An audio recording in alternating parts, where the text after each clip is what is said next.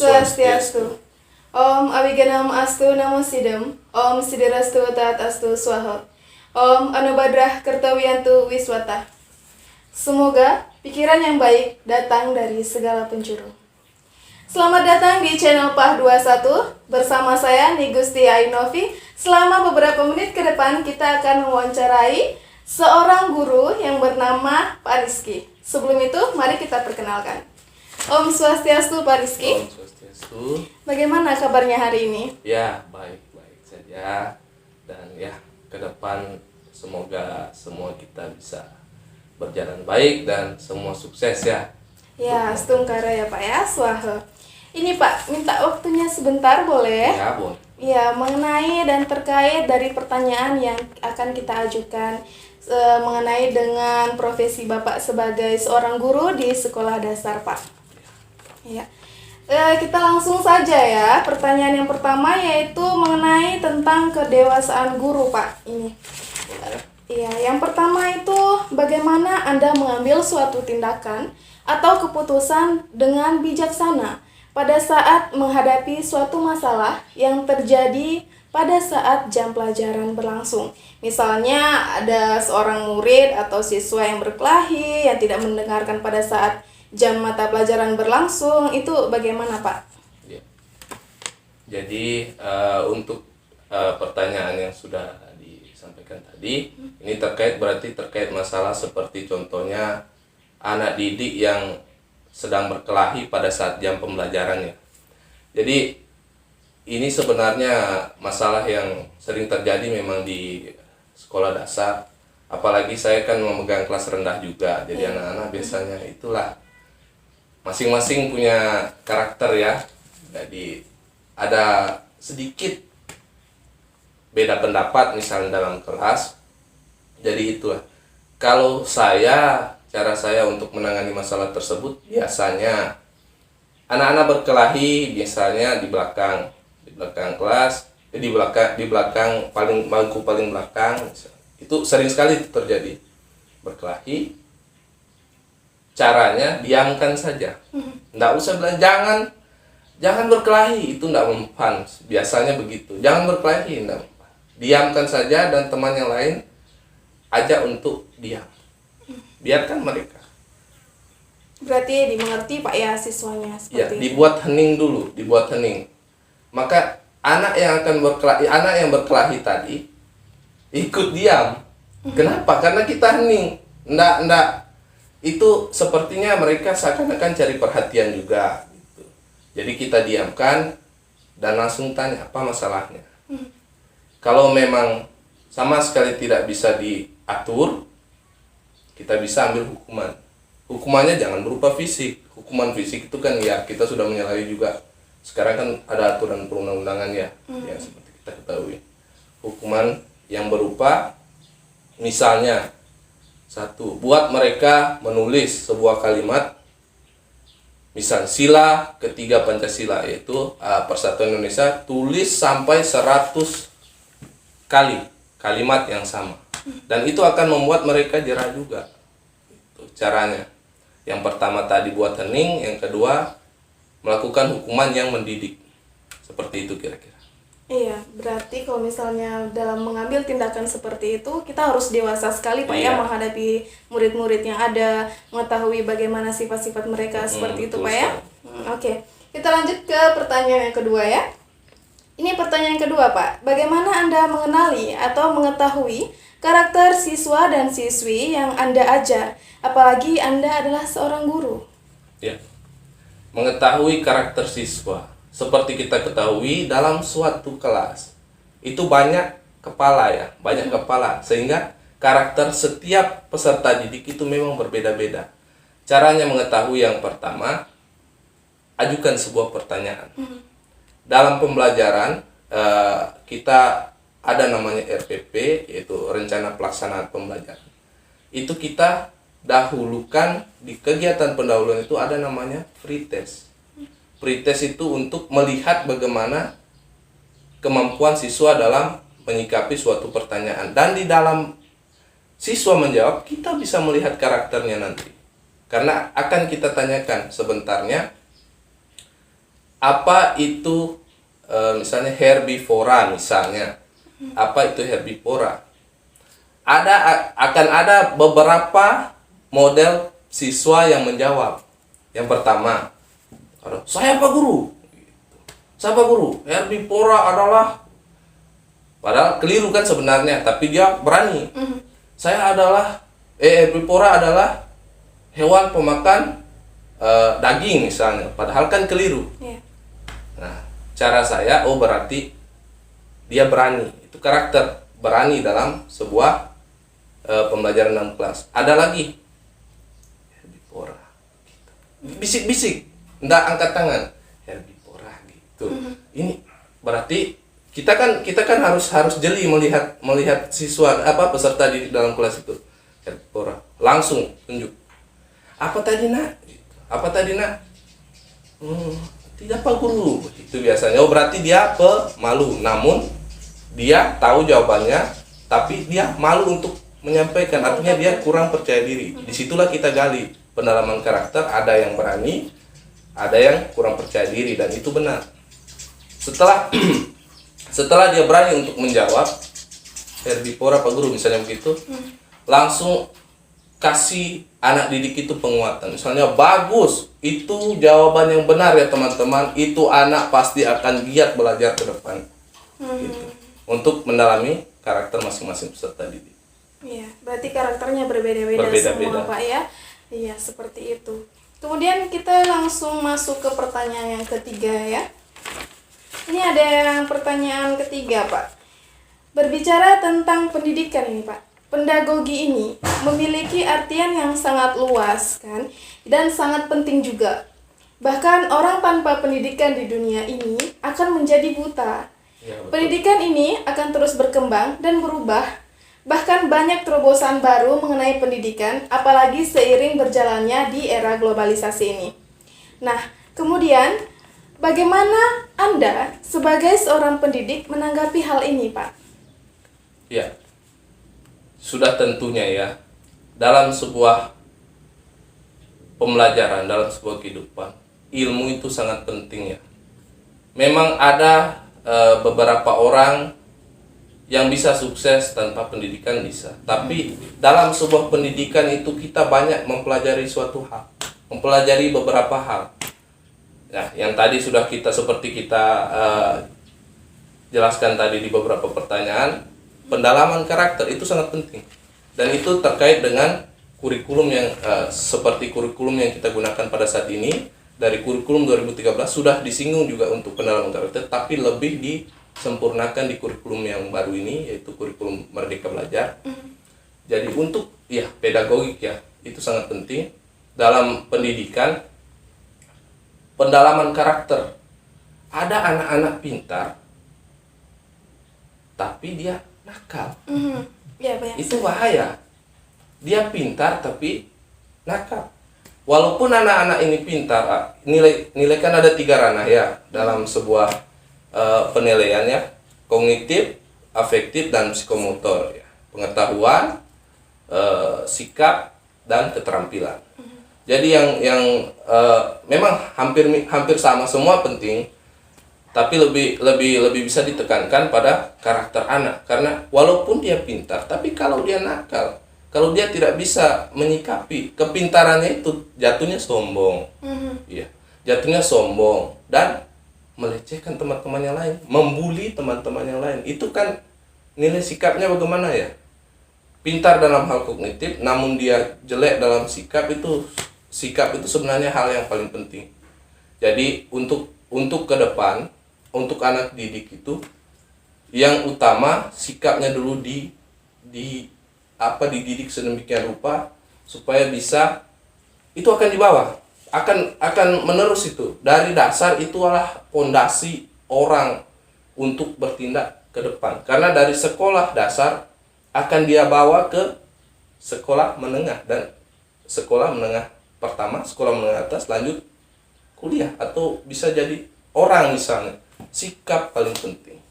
Itulah yang bisa ditanamkan untuk di pedagogi. Karena memang terima kasih Pak Menteri karena sudah luar biasa untuk kurikulum Merdeka Belajar ini.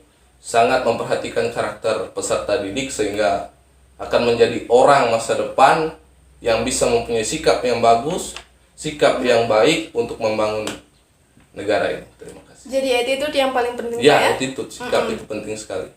Dari sekian banyak mahasiswa atau siswa, bahkan dari TK, SD, Iya. SMP, SMA sampai di bangku kuliah, itu attitude yang paling penting Attitude Pak penting ya. sekali. Jadi kita sebagai seorang guru harus mengetahui hal-hal tersebut, Iya, harus harus mendalami memang. tentang pedagogi ini Pak ya. Iya, Iya. Oke. Kita lanjut ke pertanyaan berikutnya ya. Di sini apa saja teknik yang Anda gunakan untuk mengetahui perkembangan peserta didik yang Bapak ayomi? Apakah ada teknik-teknik tertentu yang Bapak gunakan pada saat mengajar di dalam kelas? Iya. Untuk teknik model berkaitan dengan model pembelajaran model mungkin ya, pembelajaran, model iya. pembelajaran. Jadi seperti yang sudah kita lalui, ada beberapa model pembelajaran yang kita terapkan dan melihat kondisi peserta didik dalam kelas. Nah, bagaimana misalnya mereka kok ini seperti mengantuk dalam kelas gitu. Mengantuk, kenapa nak? Mengantuk Pak Guru gitu misalnya. Nah, kita buat suasana dalam kelas itu agar bisa kondusif. Bagaimana caranya? Kita gunakanlah teknik atau model pembelajaran yang inovatif atau pembelajaran yang menyenangkan seperti pembelajaran kontekstual. Anak-anak itu dalam sebuah pembelajaran dalam kelas 2 kali jam pembelajaran 2 kali 35 menit. Pada menit-menit akhir biasanya atau pada saat kegiatan inti itu anak-anak sudah mulai mengantuk. Cara saya, kalau sudah mulai lain-lain misalnya, ada yang sudah kesana kemari perhatiannya tidak ke depan kan, ada yang sudah begini mengantuk, ajak mereka keluar kelas dan ajak seakan-akan belajar itu seperti bermain. Misalnya suatu materi misalnya tentang energi, ya, energi gerak misalnya atau energi panas, kita ajak saja keluar anak-anak. Angin, biarkan mereka keluar kelas, ajak keluar kelas agar mereka tidak bosan. Mereka pasti senang. Pak Guru, oh iya Pak Guru, saya punya panel di rumah. Kalau di SD sana kan untuk listrik negara belum masuk, jadi kita gunakan energi alternatif seperti energi surya, apa namanya, panel surya itu ya. Pak Guru, itu saya punya panel di rumah. Nah, itu masuk apa anak-anak? Energi oh itu Pak Guru. Energi alternatif. Oh iya Pak Guru, itu energi alternatif ya. Yang penting dia tahu dulu, dia tahu oh ini energi gitu. Jadi untuk cara strategi biar anak-anak itu, nah memang anak-anak SD itu memang suka dengan hal-hal yang nyata. Anak-anak SD itu suka tentang video, suka tentang gambar. Jangan sekedar kita, walaupun ceramah penting, ceramah perlu dalam sebuah pembelajaran, tapi bisa disandingkan dengan model-model pembelajaran yang inovatif tadi, ya, seperti demikian. Ya, baik. Nah, kita lanjut ke pertanyaan selanjutnya ya. Nah, di sini dalam sebuah kelas, apalagi Bapak seorang guru kelas ya, cara-cara apa saja yang Bapak gunakan agar berhasil dalam mengajar peserta didik? Bagaimana Bapak mengajar siswa yang nakal dan kadang-kadang tidak mengerti dengan apa yang Bapak jelaskan, sehingga disebut sebagai berhasil mengajar? Iya, anak yang nakal ya. Ini memang menjadi kendala. Sebenarnya anak yang nakal itu bisa jadi pintar loh. Sebenarnya anak yang nakal itu bisa jadi paling rajin di kelas karena sudah sempat pengalaman sebelumnya. Ini anak nakal sekali, nakal luar biasa. Pak Guru, apa yang Pak Guru bilang? Kita sudah menjelaskan sampai beberapa kalimat tidak mengerti siapa guru. Caranya, dia menangkap. iya, susah sekali menangkap.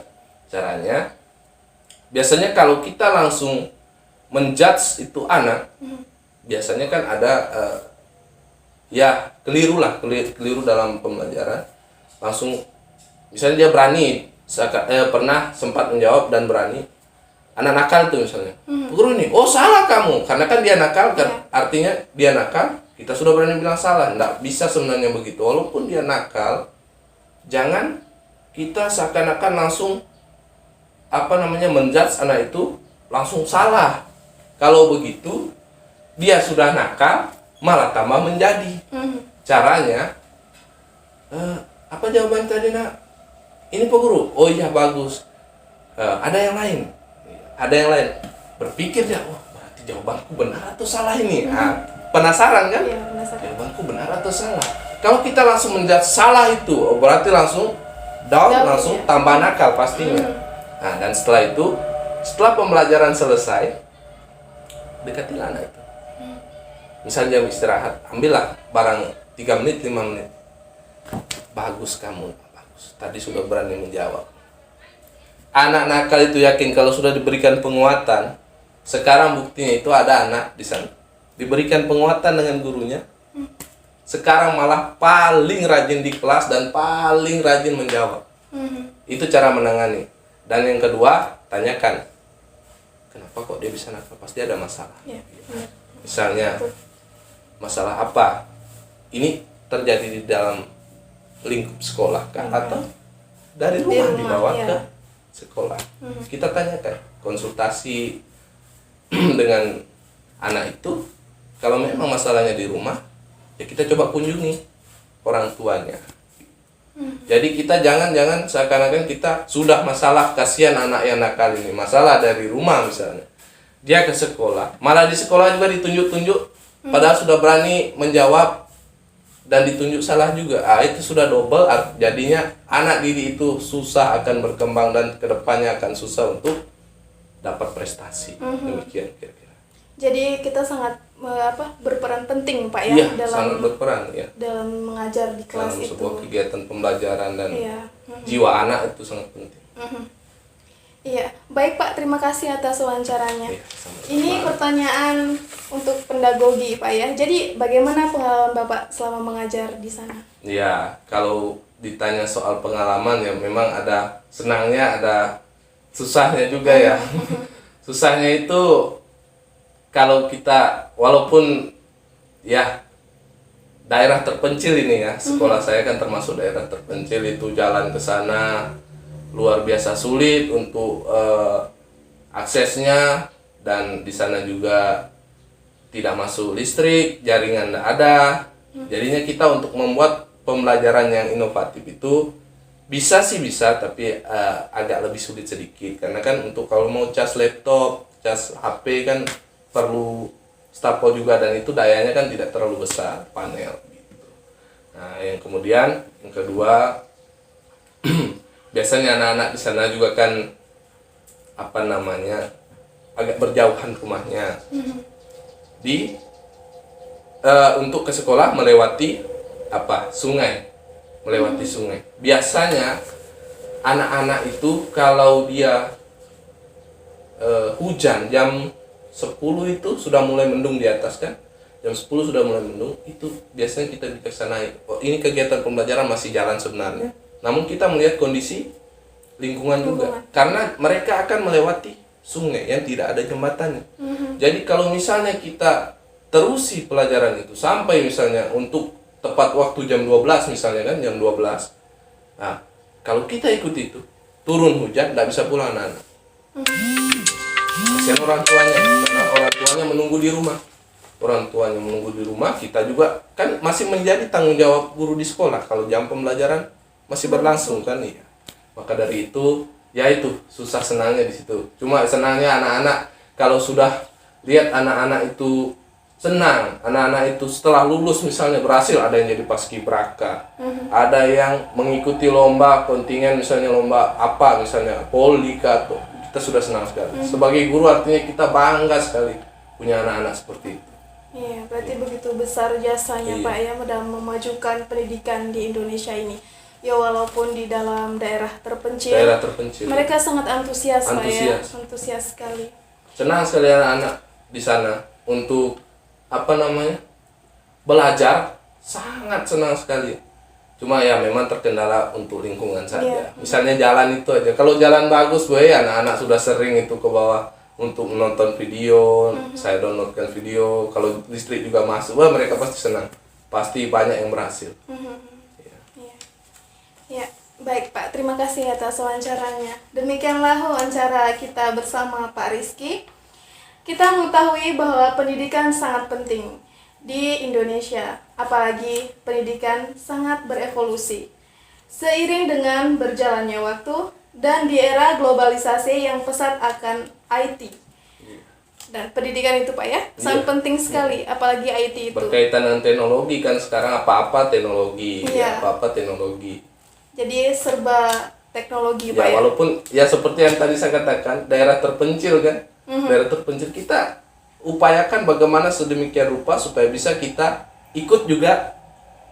Nggak mau lah kalah dengan sekolah-sekolah Iya. yang di kota kan, kita ikut biar pakai laptop, biar pakai ini, kita usahakan kalau bisa bagaimana caranya pakai proyektor, infokus kan itu. Jadi kita tetap berusaha untuk mengikuti teman-teman yang di bawah, yang di kota. Iya, baik. Terima kasih Pak ya. Iya. Baik, sekian wawancara dari saya. Kita akan berjumpa lagi di pertemuan selanjutnya. Tetap di channel PAH 21. Saya akhiri dengan Parama Santi. Om Santi, Santi, Santi, Om.